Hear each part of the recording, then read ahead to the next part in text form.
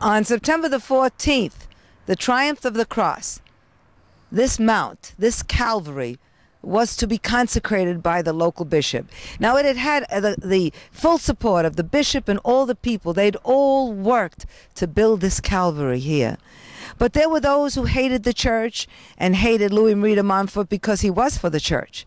And so they exerted a lot of pressure, insisting with the bishop that since this Calvary is here in Brittany and it's right across the English Channel from England, and they expected England to attack them at any time. And should England attack them, they said this would make a perfect fort for them and attack the people of the area.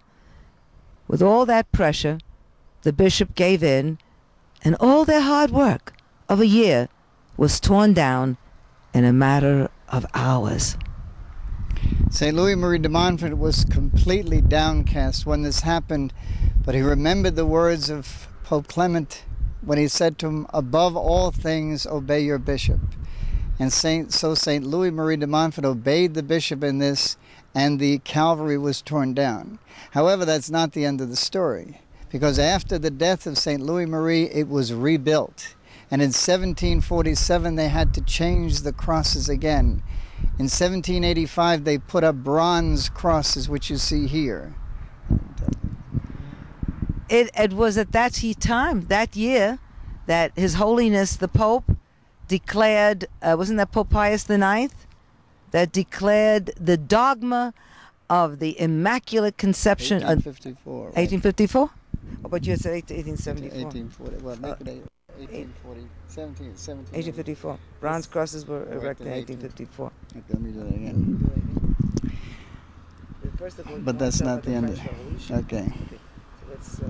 But that's not the end of the story. Because the Calvary was rebuilt again in 1747. And they had to replace the crosses in 1774. And they put up bronze, but it was torn down by the terror of the French Revolution in 1785. In 1854, bronze crosses replaced the others, and this became a monument.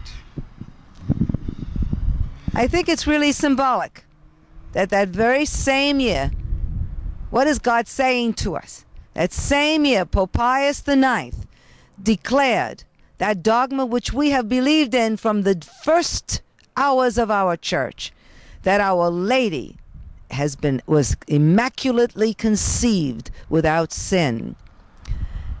Calvary, this special place where Our Lady stood at the foot of the cross as co-redemptress, where she bled with her Son and saw that innocent soul give his life for the sins of the world. There's a very interesting part of this. The original statues that were made for the Calvary, when they tore it down, they kept those statues and they hid them. And today in the church downstairs, there is the original crucifix of our Lord Jesus that was dictated to by St. Louis Marie de Montfort. Yes, he carefully instructed the sculptor how our Lord